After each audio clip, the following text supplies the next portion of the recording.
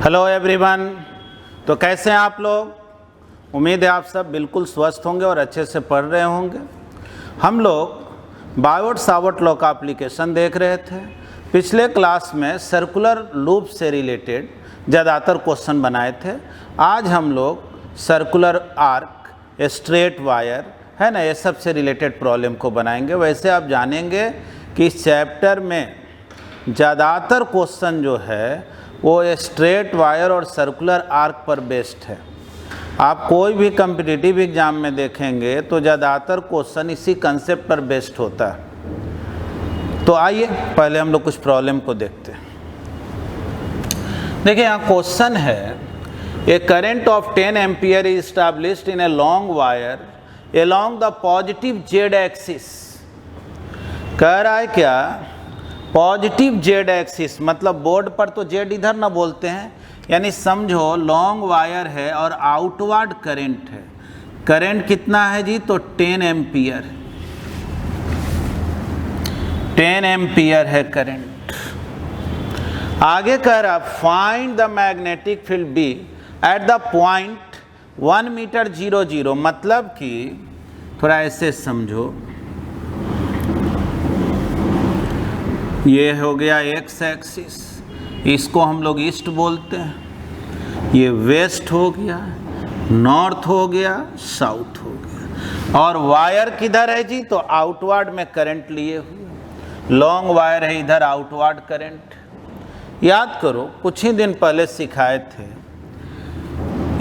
मान लो जैसे inward current अगर है, कोई वायर है, करंट इनवर्ड है, और कोई पूछे मैग्नेटिक फील्ड यहाँ पर किधर होगा, तो बोले थे कि magnetic lines of force circular होता है ना, magnetic lines of force circular होता है। अब जैसे इनवर्ड करंट अगर है तो क्लॉकवाइज सेंस में होगा मैग्नेटिक फील्ड, इस तरह से क्लॉकवाइज सेंस में, इस तरह से। अगर यही आउटवर्ड करंट और कोई पूछे मैग्नेटिक फील्ड यहाँ पे किधर होगा, तो लाइंस ऑफ फोर्स एंटी क्लो, यानी यहाँ पूछा जाए तो इधर, यहाँ पूछा जाए इधर, यहाँ पूछा जाए इधर, है ना। तो देखो क्वेश्चन में पूछ रहा है मैग्नेटिक फील्ड 1 0 0, तो देखो 1 मीटर 0 0, यही ना पॉइंट हो गया 1 0 0। मैग्नेटिक फील्ड किधर होगा? तो देखो जब भी आउटवर्ड और इनवर्ड करंट रहे ना, तो बहुत दिमाग नहीं लगाना है, पहले इसको इससे मिला दो। मिला दिया, इतना याद रखना, इस लाइन के परपेंडिकुलर मैग्नेटिक फील्ड होगा, चाहे ऊपर हो चाहे नीचे हो। तो माइंड में ऐसे समझो ना, तुम यहाँ बैठे हुए हो, आई एक गोलंबर है, इसके चारों ओर चक्कर लगाना है, लेकिन एंटी क्लॉकवाइज में लगाना है। तो जाहिर है एंटी क्लॉकवाइज ऐसे ही ना हुआ, यानी मैग्नेटिक फील्ड इधर होगा। मैग्नेटिक फील्ड जब भी होगा तो 90 डिग्री के एंगल पर होगा इस लाइन से, मिलाने वाले लाइन से, तो इधर हो गया। अगर यही क्रॉस होता इनवर्ड करंट तो नीचे हो जाता बस, यानी मैग्नेटिक फील्ड नॉर्थ में होगा। और चूंकि लॉन्ग वायर है तो याद करो हम लोग फॉर्मूला पढ़े थे डेरिवेशन के समय, μ0I/4 πd sine theta 1 plus sine theta 2, और बताया गया था कि लॉन्ग वायर होता है तो थीटा 1 और थीटा 2 दोनों को हम लोग क्या ले लेते हैं 90, तो साइन 90 प्लस साइन 90 112, यानी कि μ0I/2 πd। इस रिजल्ट को याद रखना। लॉन्ग वायर के कारण d डिस्टेंस पर मैग्नेटिक फील्ड क्या होता है? μ0I/2 πd, μ0I/2 πd।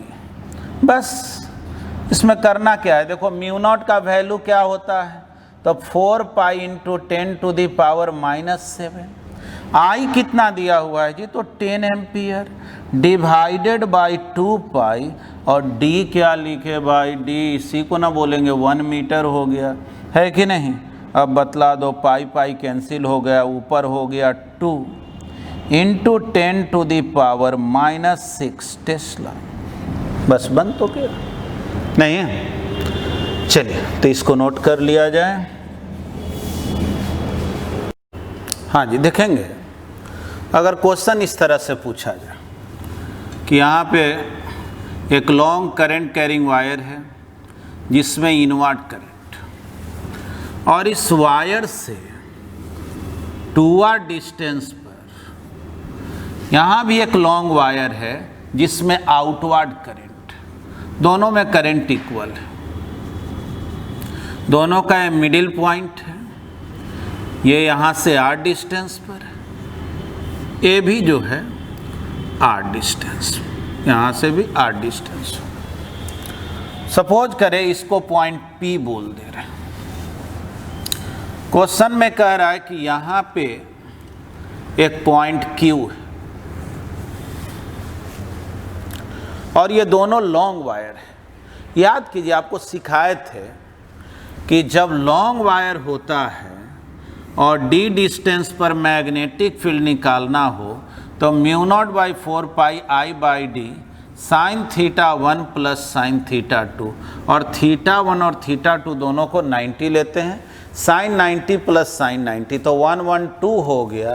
तो मैग्नेटिक फील्ड कितना हो गया, mu not I by 2 pi D, ये हो गया मैग्नेटिक फील्ड। तो वैसे ही अगर हम लोग इस लॉन्ग वायर के कारण यहाँ फील्ड देखें, इस लॉन्ग वायर के कारण यहाँ देखें, तो बस mu naught I by 2 pi r बोलेंगे d के जगह, है कि नहीं। तो चलिए लॉन्ग वायर का जब भी बात किया जाए तो आपके माइंड में ये आ जाना चाहिए कि लॉन्ग वायर से d डिस्टेंस पर मैग्नेटिक फील्ड होता है mu not I divided by 2 pi d या 2 पाई r, जो कि थोड़ा समझेंगे। ये भी पॉइंट Q जो है ना, वो यहाँ से r डिस्टेंस पर है। देखिए पहले भी आपको सिखाए हैं कि जब इनवर्ट करंट हो और कहीं भी मैग्नेटिक फील्ड पूछा जाए, मान लो जैसे यहाँ मैग्नेटिक फील्ड पूछा, तो सिखाए थे कि मैग्नेटिक लाइंस ऑफ फोर्स जो है वो सर्कुलर शेप में होता है, और कहीं भी मैग्नेटिक फील्ड पूछा जाए तो अलोंग द टेंजेंट क्लॉकवाइज में करेंगे। अगर इनवर्ट करंट है तो क्लॉकवाइज में, और अगर आउटवर्ड करंट है तो एंटी क्लॉकवाइज में। देखिए सबसे सिंपल ट्रिक टेक्निक क्या है, जैसे मान लो इनवर्ट करंट और कोई पूछा ना यहाँ पर मैग्नेटिक फील्ड किस डायरेक्शन में होगा, तो पहले तो इस पॉइंट को इससे मिला लो, और मैग्नेटिक फील्ड इसके परपेंडिकुलर होगा, या तो नीचे हो या तो ऊपर, ये गारंटी है इसके परपेंडिकुलर होगा। अब जो है माइंड में ये सोचो, यहाँ तुम बैठे हुए हो और ये गोलंबर है, अगर इनवर्ट है तो क्लॉकवाइज में घूमना, यानी ऐसे जाना, यानी नीचे न जाएंगे तो ऐसे बोले मैग्नेटिक फील्ड इधर, अगर यही डॉट होता तो इधर हो जाता, ठीक ना। क्या याद रखना है कि जैसे एक क्रॉस है, मैग्नेटिक फील्ड कहाँ निकालना है, P पर, तो बोलेंगे पहले P से इसको मिला लो, और इसी के परपेंडिकुलर मैग्नेटिक फील्ड होगा। अब चाहे नीचे हो चाहे ऊपर हो, तो बोलेंगे कि समझो यहाँ बैठे हुए हैं और ये इनवर्ट करंट है तो क्लॉकवाइज में जाना है, ऐसे ना क्लॉकवाइज होगा, तो ये इनवर्ट होगा।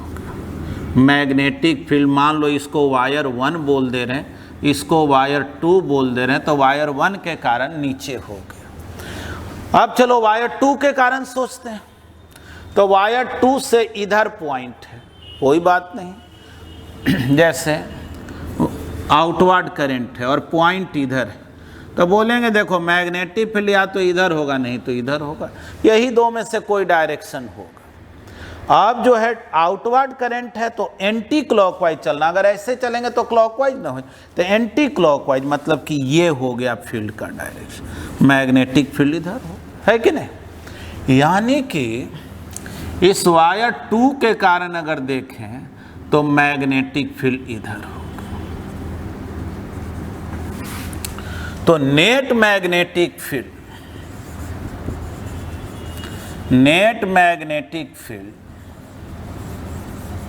एट P, तो P पर नेट मैग्नेटिक फील्ड हो गया B1 plus B2। R distance पर mu not I by 2 pi r, है ना। इसके कारण mu not I by 2 pi r, दोनों को ऐड कर दो और जाहिर है दोनों नीचे की ओर डाउनवर्ड में ना हो गया, दोनों को ऐड करोगे mu not I by pi r. Question समझो यही है, find net magnetic field at P and Q। अब देखिए इस Q पॉइंट पर अगर मैग्नेटिक फील्ड देखें तो इसके परपेंडिकुलर लाइन खींचते हैं, परपेंडिकुलर लाइन खींचे, या तो फील्ड इधर होगा नहीं तो इधर हो, तो फील्ड किधर होगा, तो एक इनवर्ड करंट है तो क्लॉकवाइज में, है ना। तो मैग्नेटिक फील्ड इधर हो गया वायर 1 के कारण। चलो वायर 2 के कारण, तो वायर 2 के कारण यहां फील्ड देखना है, फिर इस लाइन के परपेंडिकुलर होगा, ऊपर हो चाहे नीचे हो, तो किधर बोले, ऊपर कि नीचे। तो बोलेंगे कि ऐसा समझो ये गोलंबर है, ये आउटवर्ड करंट है ना, तो इसके एंटी क्लॉकवाइज में जाना है, तो एंटी क्लॉकवाइज ऐसे होगा कि नहीं, तब ना एंटी क्लॉक, यानी नीचे हो गया। तो सोचो तो वायर 1 नज़दीक में ना है, ये ऊपर फील्ड दे रहा है, वायर 2 जो है नीचे दे रहा है, तो जाहिर है इसका फील्ड ज़्यादा स्ट्रॉन्ग होगा। तो ये तो P पॉइंट पर निकाले, अगर मैग्नेटिक फील्ड देखें, नेट मैग्नेटिक फील्ड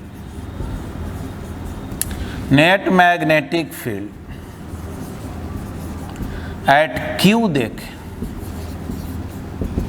तो जाहिर है B1 ज़्यादा है, तो B1 माइनस B2, B1 का वैल्यू कितना, mu not I by 2 pi r, है ना, यहाँ से R डिस्टेंस पर, और इससे देखें mu not I by 2 pi into 3R, ठीक है।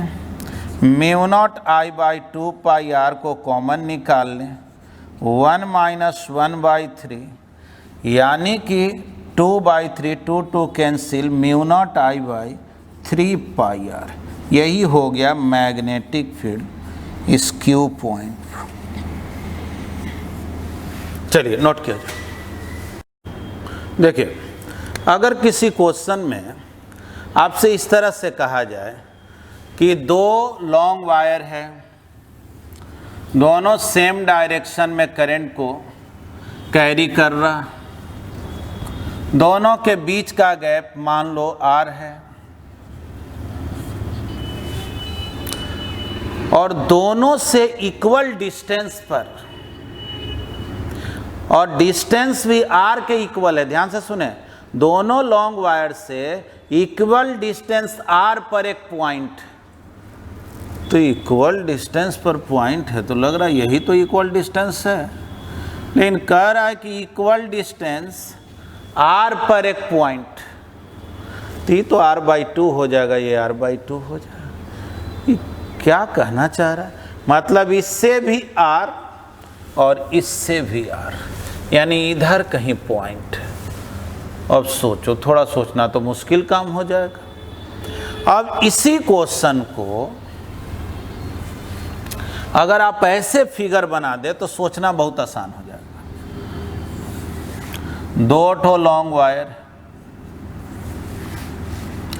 मतलब इनवर्ड करंट है, 2 समझो लॉन्ग वायर है, और दोनों बोलो एक दूसरे के पैरेलल हुआ कि नहीं, तो बिल्कुल पैरेलल तो हो गया, दोनों एक दूसरे के पैरेलल हैं।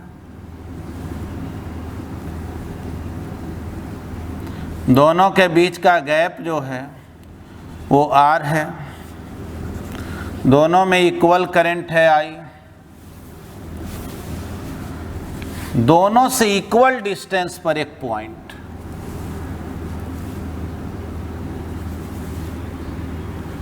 ठीक ना, दोनों से इक्वल डिस्टेंस पर एक पॉइंट,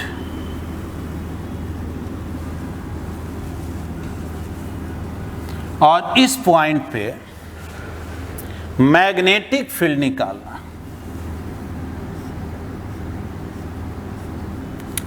ठीक ना। इस पॉइंट पे मैग्नेटिक फील्ड निकालना। देखो तो ये फिगर आसान हो गया कि नहीं?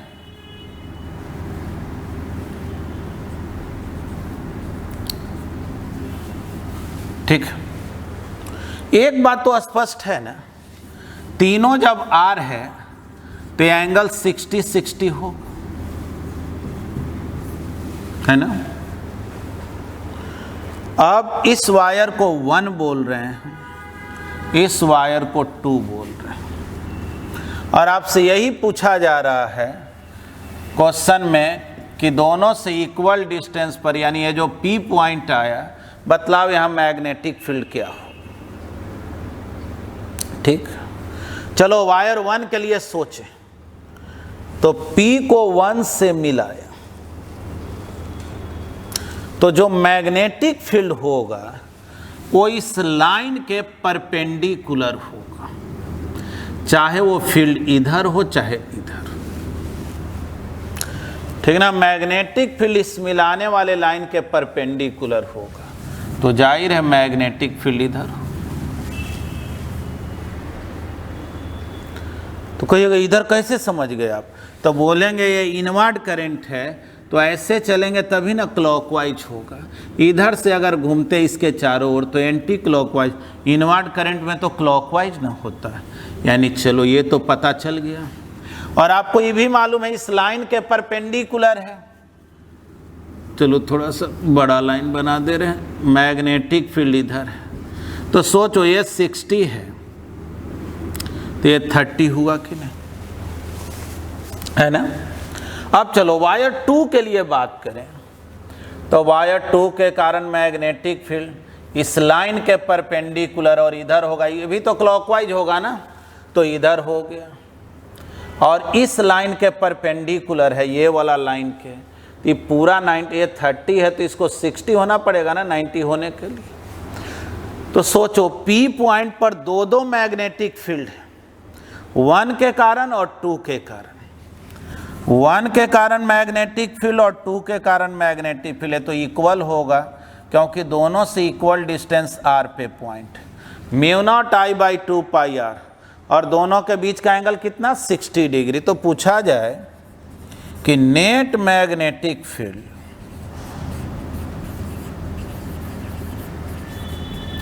P पॉइंट पर क्या होगा, तो बोलेंगे b1 square plus b2 square 2b1 b2 cos 60 degree, और क्या, बीच का एंगल 60 डिग्री है ना, तो cos 60 डिग्री। और जैसा कि आपको मालूम है b1 बोलो चाहे b2 बोलो एक ही बात है, तो b1 square plus b1 square 2b1 into b1, यानी वो भी b1 स्क्वायर cos 61/2। देखो 2 कैंसिल, मैग्नेटिक फील्ड हो गया √3b1 स्क्वायर, यानी 3 इंटू b1, यानी क्या आया जी, b1 का वैल्यू है μ0I/2πr, है ना। तो अब इस तरह का जितना भी क्वेश्चन हो इसको आप आसानी से तो बना सकते हैं क्या, इसमें तो कोई दिक्कत नहीं है। तो चलिए इसको पहले आप लोग नोट कर लें। अब आइए लॉन्ग वायर से ही रिलेटेड क्वेश्चन और देखते हैं हम लोग। जैसे क्वेश्चन में कहा जा रहा आपसे कि 4 ठो लॉन्ग वायर है,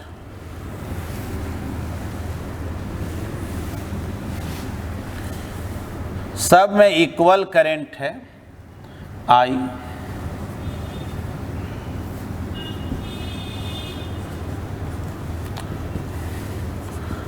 करंट का फ्लो हो रहा। ये वायर जो है ना उसमें कवर लगा हुआ है ना, प्लास्टिक का कवर लगा हुआ है, इसलिए करंट एक दूसरे के कांटेक्ट में नहीं है, बस इस तरह का रखा हुआ है और ये स्क्वायर शेप बना रहा है।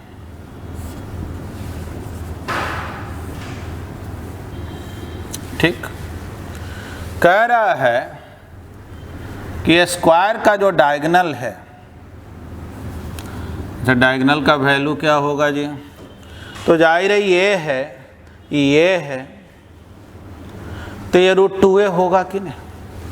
कह रहा है कि डायगोनल के अलोंग ही यहाँ एक पॉइंट, अब देखो थोड़ा कैलकुलेशन को टफ करने के लिए क्या कह दिया, कह रहा है क्या, डायगोनल का जो लेंथ है उतना ही लेंथ सेंटर से इस पॉइंट का है।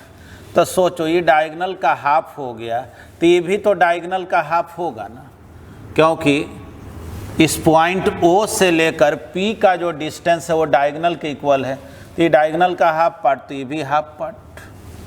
मान लो इस कॉर्नर को हम A बोल दे रहे हैं। लेकिन लॉन्ग वायर के कारण मैग्नेटिक फील्ड जब पूछा जाता है कोई भी पॉइंट पर, तो ज़रूरत इस परपेंडिकुलर डिस्टेंस का होता है, ये वाला डिस्टेंस का होता है। देखो ये स्क्वायर है तो जाहिर है ये एंगल 45 होगा कि नहीं। और अगर ये पूछा जाए कि A से P का डिस्टेंस क्या होगा, तो जाहिर है इसका जो डायगोनल होगा उसका हाफ है, तो डायगोनल √2a है उसका हाफ, यानी a/√2। लेकिन मुझे तो r का वैल्यू चाहिए, तो sin 45 perpendicular upon hypotenuse a/√2। देखो जी a/√2 को sin 45 से मल्टीप्लाई करें तो r का वैल्यू क्या आ जाएगा, a/2 आ जाएगा, क्योंकि sin 45 1/√2। चलो ये तो पता चल गया ना कि इस लॉन्ग वायर से इस पॉइंट का डिस्टेंस कितने के इक्वल, a/2। इस लॉन्ग वायर से भी a/2, इस लॉन्ग वायर से देखेंगे डिस्टेंस तो a + a/2, क्योंकि यहाँ से यहाँ का डिस्टेंस a है। अब मतलब कि चारों में से कोई भी वायर से इस पॉइंट का डिस्टेंस निकाल लेंगे। उसी तरह से क्वेश्चन में कह रहा है यहाँ पे पॉइंट Q है, चाहे समझो यहाँ पे पॉइंट R है, यहाँ पे पॉइंट S है, यहाँ पॉइंट O है। निकालना है नेट मैग्नेटिक फील्ड क्या होगा, ठीक ना। क्वेश्चन यही है, find net magnetic field eight given points. देखो क्वेश्चन देखने में जरूर टफ लग रहा है, और नहीं तो क्या करेगा ना, इस लाइन को थोड़ा डॉटेड करके आगे बढ़ा देगा, इसको बढ़ा देगा, तो बहुत सा स्टूडेंट तो क्वेश्चन पढ़ता ही नहीं, देख कहीं घबरा जाता है और छोड़ देता है क्वेश्चन। लेकिन क्वेश्चन एकदम सिंपल है। ये तो फॉर्मूला जानते हो ना कि लॉन्ग वायर के कारण r डिस्टेंस पर मैग्नेटिक फील्ड क्या होता है, μ0I/2πr। और ये भी जानते हो कि जैसे कोई लॉन्ग वायर है, इससे राइट साइड में अगर पॉइंट होगा तो फील्ड इनवर्ड होता है, लेफ्ट साइड में होगा तो आउटवर्ड होता है। तो ठीक, चलो सबसे पहले हम लोग पॉइंट P का बात करते हैं।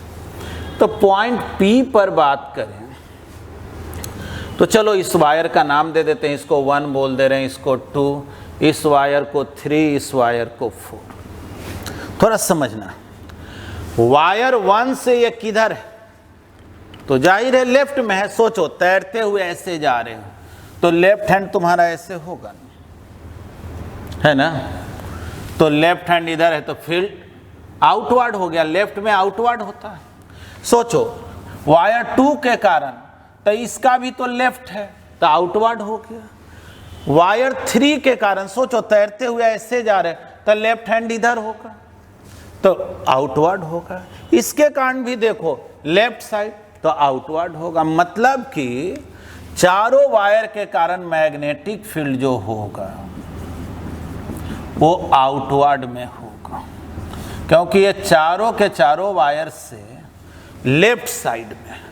और फील्ड का वैल्यू क्या होगा, तो 1 के कारण बोलेंगे μ0I/2πr, 2 के कारण बोलेंगे तो μ0I/2πa+r, क्योंकि यहाँ से यहाँ का डिस्टेंस a+r हो गया। r का वैल्यू a/2 है, अपना पुट कर लेंगे। देखो वायर 3 से P का डिस्टेंस तो r है μ0I/2πr। वायर 4 से डिस्टेंस देखेंगे a+r है μ0I/2πa+r, है कि नहीं। चलो P का काम हो गया। आ जाओ अब Q पर बात करें, अब इसी को सॉल्व कर लेना है। Q का अगर बात करें तो थोड़ा समझना बढ़िया से। देखो वायर 2 से देखो, 2 के किधर है तो राइट साइड में, और 3 के किधर है तो लेफ्ट साइड में। सोचो तैरते हुए इधर जाओगे तो राइट हैंड इधर होगा, तो राइट साइड में तो फील्ड इनवर्ड, और 3 के कारण बोलोगे तो लेफ्ट साइड में तो फील्ड आउटवर्ड। और जाहिर है जितना डिस्टेंस पर ये है उतना ही पर ये है, जो करंट इसमें वही करंट इसमें। तो सोचो वायर 2 जो है अपना मैग्नेटिक फील्ड जो देगा वो 3 के अपोजिट होगा और डायरेक्शन में मैग्नीट्यूड में इक्वल होगा, तो जाहिर है वो कैंसिल हो जाएगा।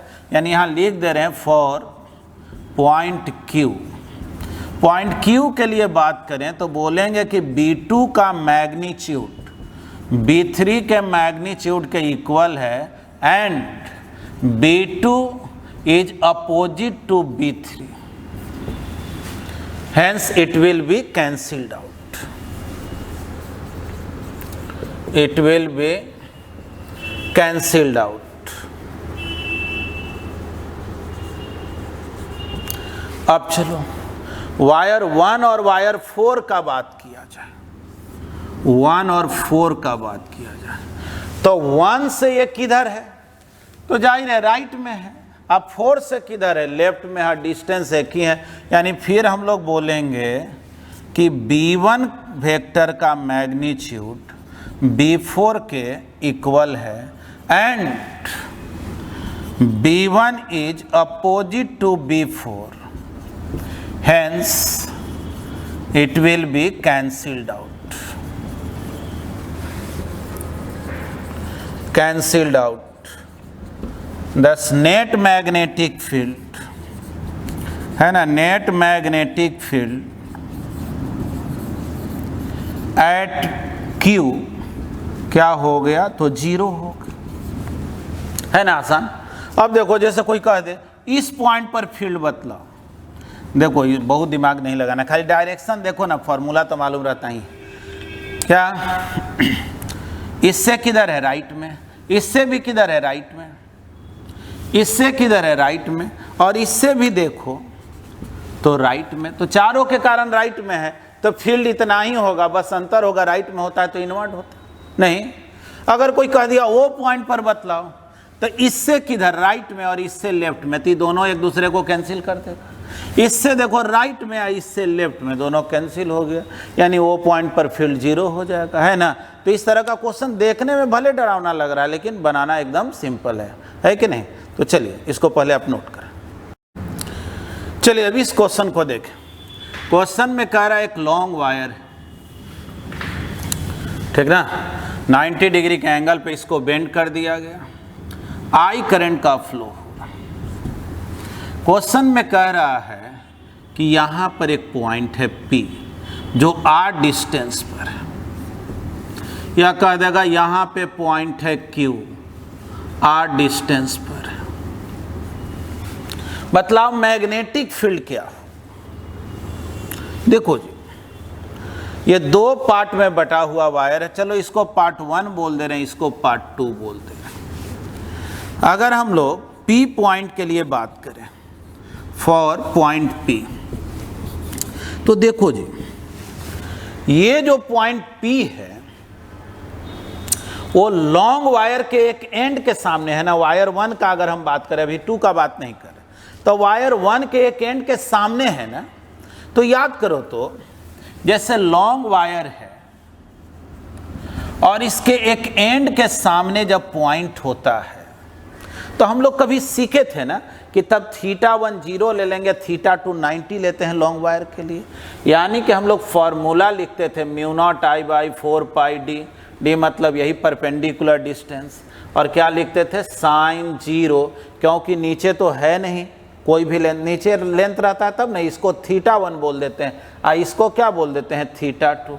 तो नीचे जब कोई पोर्शन है ही नहीं तो ये एंगल बनेगा नहीं, तो θ1 0, और चूंकि लॉन्ग वायर है तो ये एंगल टेंड्स टू 90 लिया जाता है, तो sin 90। तो देखो तो रिजल्ट क्या आ गया, mu not I by 4 pi D. यानी लॉन्ग वायर के एंड के सामने पॉइंट रहे ना, तो वो वायर कितना फील्ड देता है, mu not I by 4 pi D. ठीक ना, एंड के सामने रहे तो, एंड के सामने नहीं रहे तो mu not I by 2 pi D होता है। क्यों होता है, रीजन आप सब पहले से जानते हैं। तो देखो जी, मैग्नेटिक फील्ड P पर 1 के कारण निकालें तो mu not I by 4 pi D, वही रिजल्ट। D के जगह R लिख दे रहे हैं, परपेंडिकुलर डिस्टेंस यहाँ R दिया। और वायर 2 के कारण यहाँ फील्ड देखें तो याद करो, सिखाया गया था कि कोई भी स्ट्रेट वायर हो और उसके लाइन के लॉन्ग कहीं भी पॉइंट हो, इधर कहीं भी पॉइंट हो या इधर कहीं भी पॉइंट हो, तो मैग्नेटिक फील्ड क्या होता है, जीरो। जैसे यहाँ P रहे और पूछा जाए फील्ड क्या होगा तो क्या बोलेंगे, जीरो। तो वायर 2 के लाइन में नए पॉइंट है तो B2 हो गया जीरो। तो सोचो, दो मैग्नेटिक फील्ड है, ये गायब ही हो गया तो एक ही ना फील्ड हुआ, तो यही आंसर हो गया। यानी net magnetic field, B field भी लिखेंगे ना तो मैग्नेटिक फील्ड पढ़ेंगे। नेट मैग्नेटिक फील्ड P पर देखें तो mu not I by 4 pi r. अब देखो, इस वायर से राइट साइड में ना पॉइंट है, तो कोई पूछता फील्ड का डायरेक्शन किधर होगा तो बोलेंगे इनवर्ड होगा, तो ये इनवर्ड हो गया, बोर्ड के perpendicular inward direction.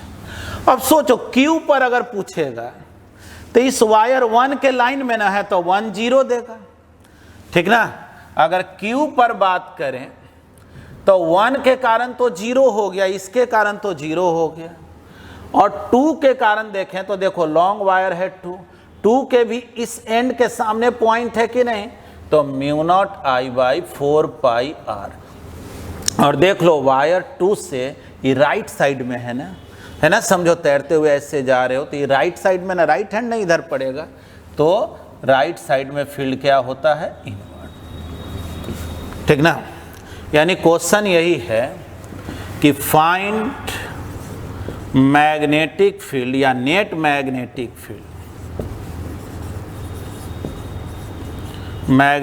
Field at P and Q। ठीक ना। तो चलिए इसको भी नोट कर लें।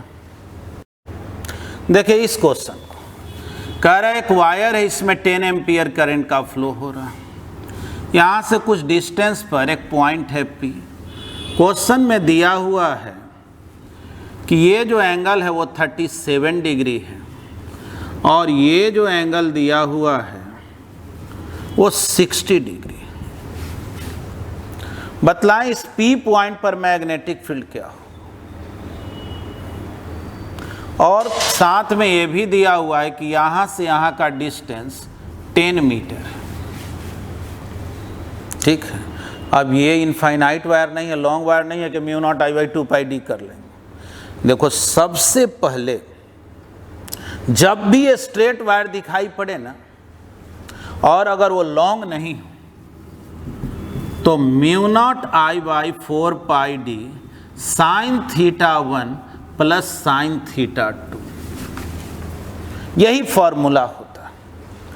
अब इसमें I का मतलब तो है 10 एम्पियर, D मतलब क्या होता है जी, तो D का मतलब ये नहीं कि डिस्टेंस, D मतलब परपेंडिकुलर डिस्टेंस। अब ये डिस्टेंस नहीं लिख देंगे, D का मतलब ये वाला डिस्टेंस है ना, यहाँ से यहाँ का डिस्टेंस। तो क्या दिया हुआ है, तो डायरेक्ट तो नहीं दिया हुआ, निकालना पड़ेगा।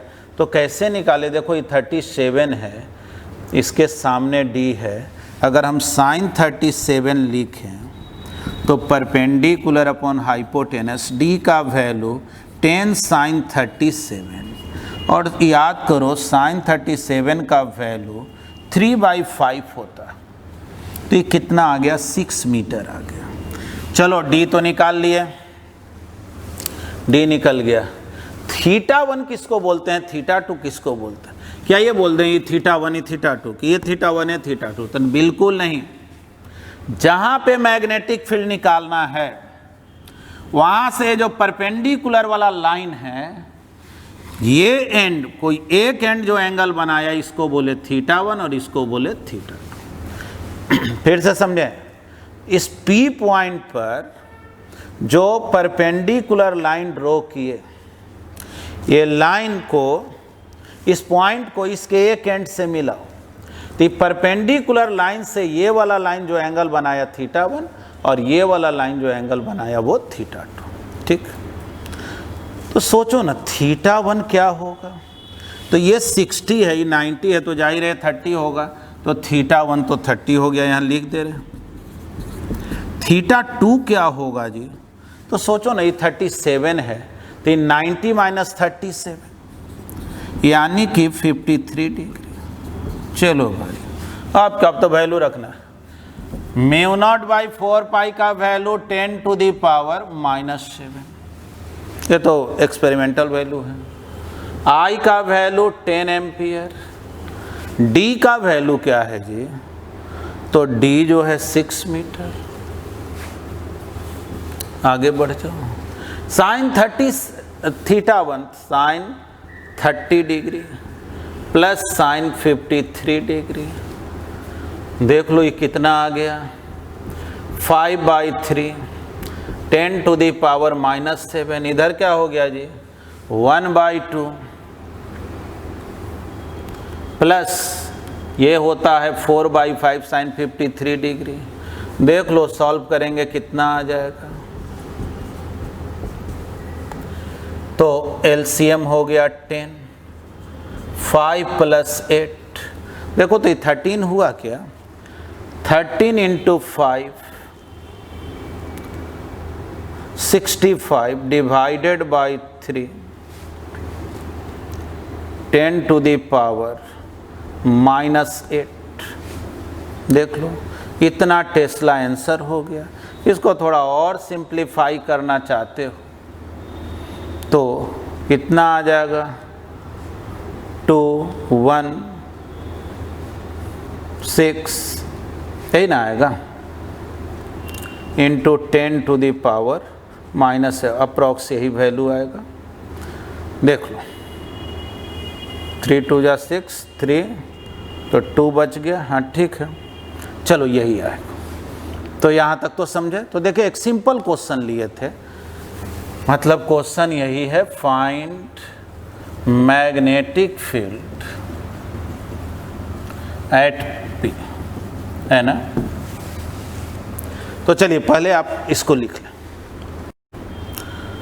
चलिए देखिए क्वेश्चन है कि एक वायर है जिसमें I करंट का फ्लो हो रहा है।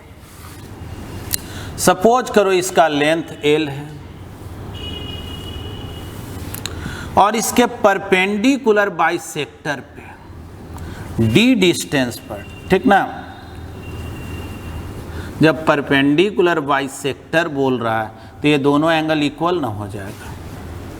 यहाँ पर एक पॉइंट पूछा जा रहा है, मैग्नेटिक फील्ड क्या होगा इस पॉइंट पर।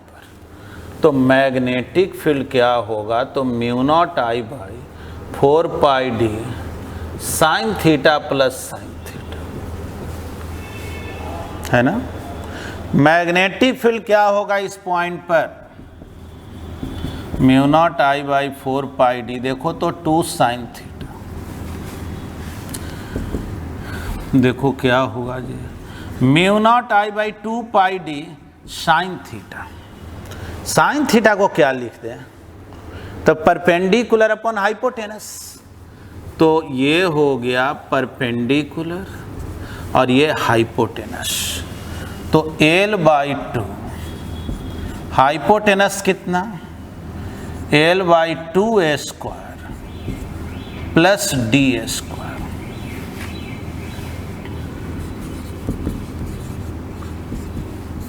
μ0IL 4πd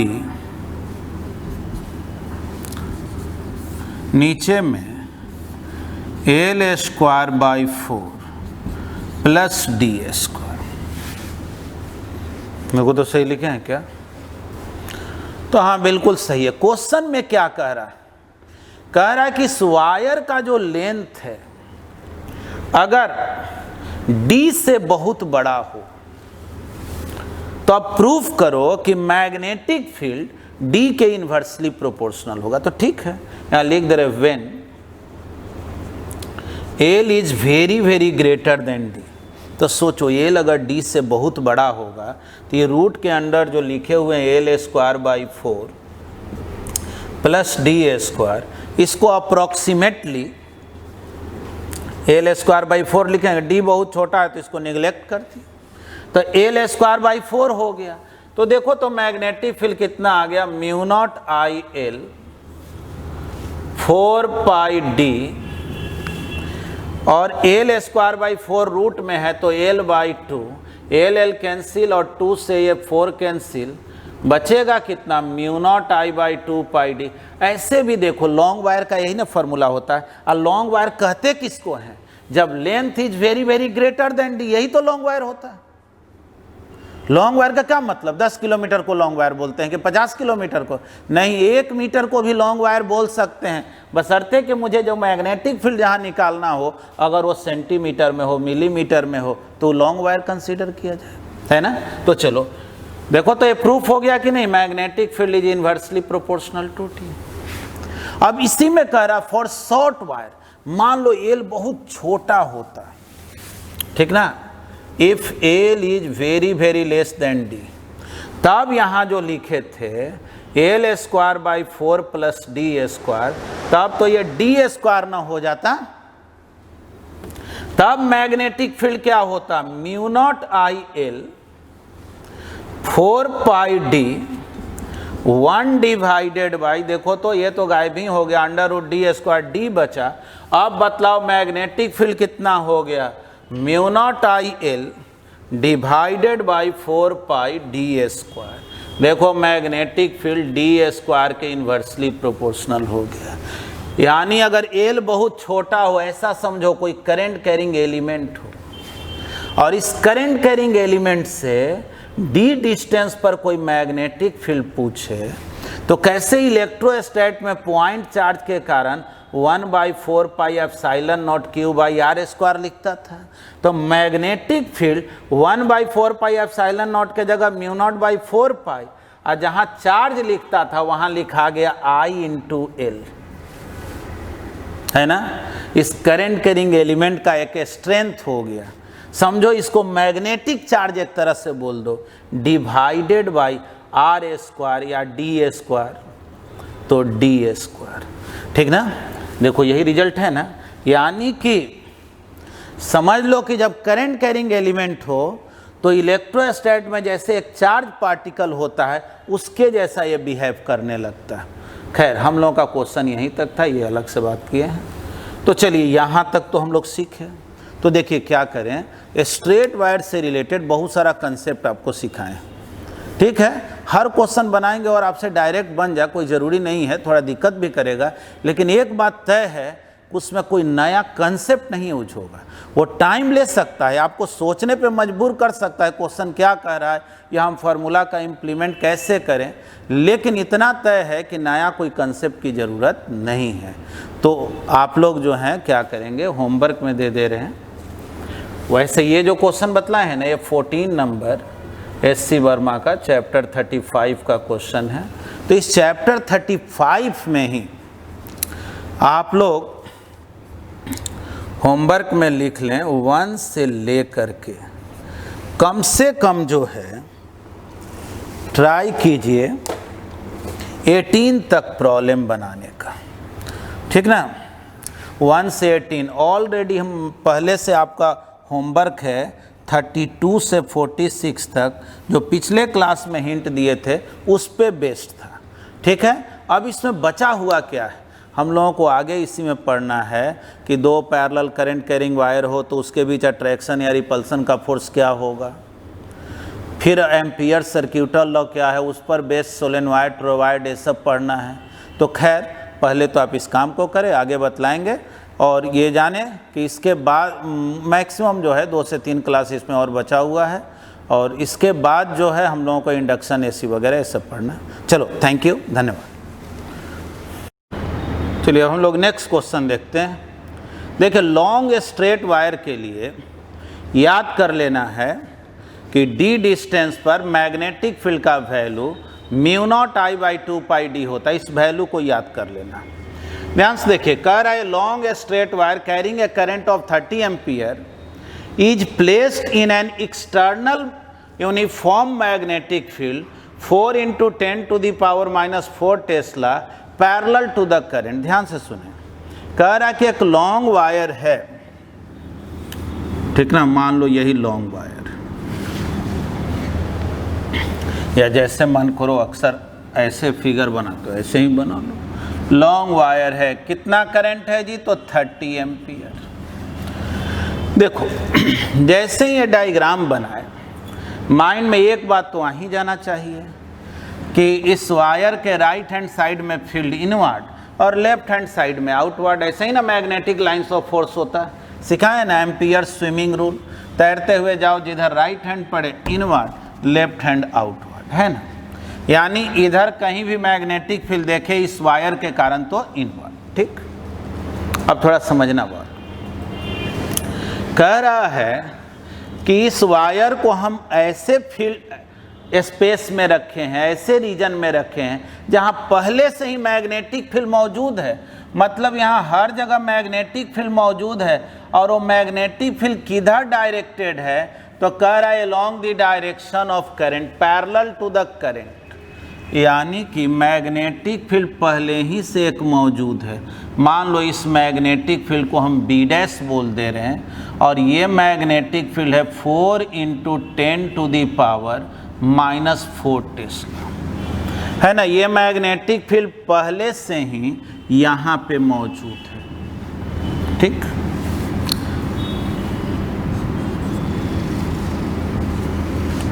अब पूछ क्या रहा है? कर find the magnitude of net magnetic field at a distance 2 centimetre away from the wire। इस वायर से 2 सेंटीमीटर पे बतलाओ मैग्नेटिक फील्ड क्या होगा, नेट मैग्नेटिक फील्ड क्या होगा। तो यहां दो मैग्नेटिक फील्ड ना हो गया, कौन कौन? तो एक मैग्नेटिक फील्ड तो पहले से ही मौजूद है, और एक मैग्नेटिक फील्ड इस करंट कैरिंग वायर के कारण होगा। तो वायर के कारण कितना होगा ये देख लिया जाए। यानी बोलेंगे magnetic field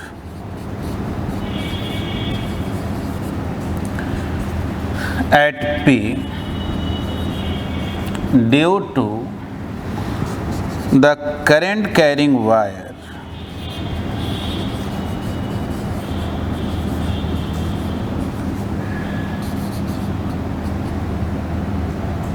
μ0I by 2πd। μ0 कितना? 4π × 10⁻⁻⁷। I कितना है जी? तो 30 एम्पियर। D कितना? 2 सेंटीमीटर। देखिए तो 4π और 4π तो गायब हो गया, कितना आ गया? 3 × ये तो 0 से 10⁻⁻⁶ हुआ, और ये -2 गायब होगा, 10⁻⁻⁴ टेस्ला। ये जो मैग्नेटिक फील्ड आया इस वायर के कारण ना आया, और पहले से जो मैग्नेटिक फील्ड मौजूद है वो तो क्वेश्चन में ऑलरेडी दिया हुआ। तो सोचो यहाँ दो मैग्नेटिक फील्ड है, ये कितना है? और ये फील्ड किधर डायरेक्टेड है जी? जो वायर देगा वो इनवर्ड में, इनवर्ड में। तो थोड़ा सोचो तो, इस P पॉइंट पर दो मैग्नेटिक फील्ड है। एक फील्ड किधर है? तो एक फील्ड है इनवर्ड में, और एक फील्ड इधर है। B इधर है और B डैश इधर है, बीच का एंगल कितना? 90 डिग्री। तो नेट मैग्नेटिक फील्ड क्या होगा? Net magnetic field at P, तो बोलेंगे √, ठीक ना। ये नेट मैग्नेटिक फील्ड है, तो B² + B डैश स्क्वायर, बीच का एंगल तो 90 है, A² + B² 2AB cos theta बोलते हैं ना, दो वेक्टर का रिजल्ट। थीटा 90 हो तो cos 90 तो 0 हो जाएगा। तो B² + B डैश स्क्वायर। अब बतलाओ B का वैल्यू कितना आया? तो b का वैल्यू आया 3 × 10⁻⁻4 होल स्क्वायर। b डैश कितना है जी 4 × 10⁻⁻4, इसका भी होल स्क्वायर। देख लो तो सॉल्व करो, 5 × 10⁻⁻4 टेस्ला हो गया क्या, है ना। तो एकदम सिंपल है। चलिए इसको भी आप नोट कर लें। अब आइए इस क्वेश्चन को देखें। जैसे आपसे कहा गया क्वेश्चन में कि एक लॉन्ग स्ट्रेट वायर है, ठीक ना, इस वायर में I करंट का फ्लो हो रहा। देखिए जैसे ही लॉन्ग स्ट्रेट वायर कहा गया ना, तो आपके माइंड में फॉर्मूला आ जाना चाहिए μ0I/2πd। ठीक, कह रहा है कि इस वायर को हम लोग ऐसे रीजन में रखे हुए हैं जहाँ पे पहले से ही मैग्नेटिक फील्ड मौजूद है और जिस प्लेन में वायर रखा उस प्लेन के परपेंडिकुलर। तो चलो मान लो मैग्नेटिक फील्ड हर जगह मौजूद है, आउटवर्ड डायरेक्शन में मैग्नेटिक फील्ड मौजूद है, ठीक ना। ये इस मैग्नेटिक फील्ड को एक्सटर्नल मैग्नेटिक फील्ड बोल रहे हैं, ठीक ना। इसको B1 से डिनोट कर दे रहे हैं, ये एक्सटर्नल मैग्नेटिक फील्ड।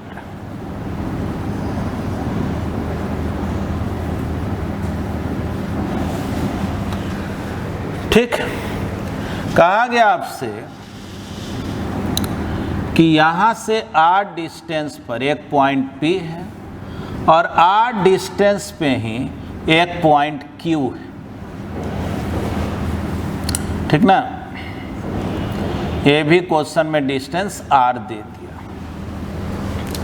पूछा जा रहा आपसे कि इस P पॉइंट पर और Q पॉइंट पर नेट मैग्नेटिक फील्ड क्या हो, है ना। Find net magnetic field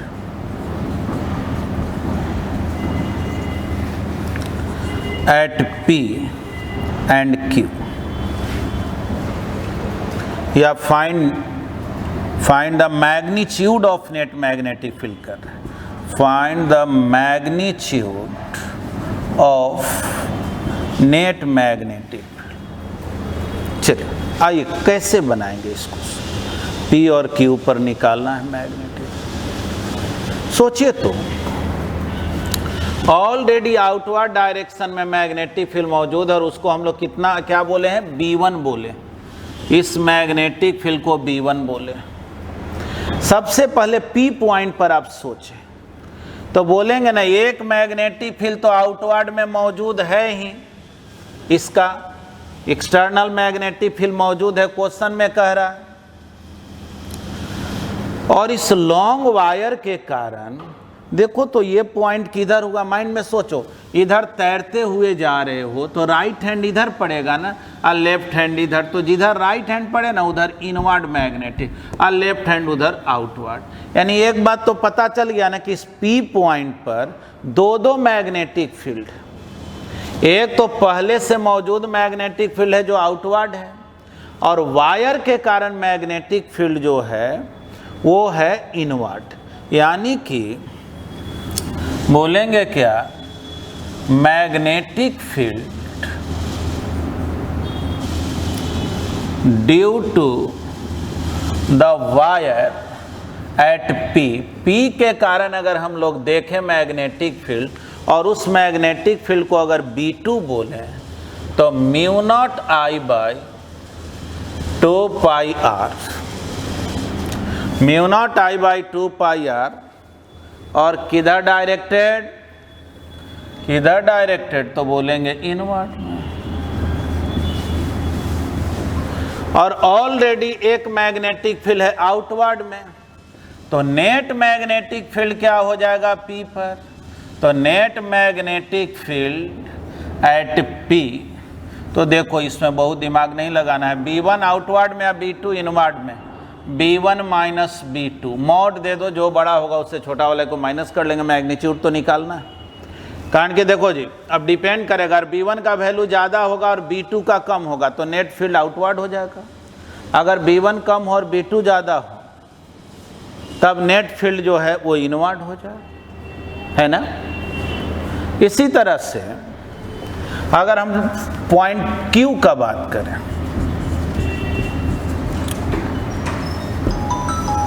for point Q, तो Q पॉइंट के लिए अगर बात हम लोग करेंगे तो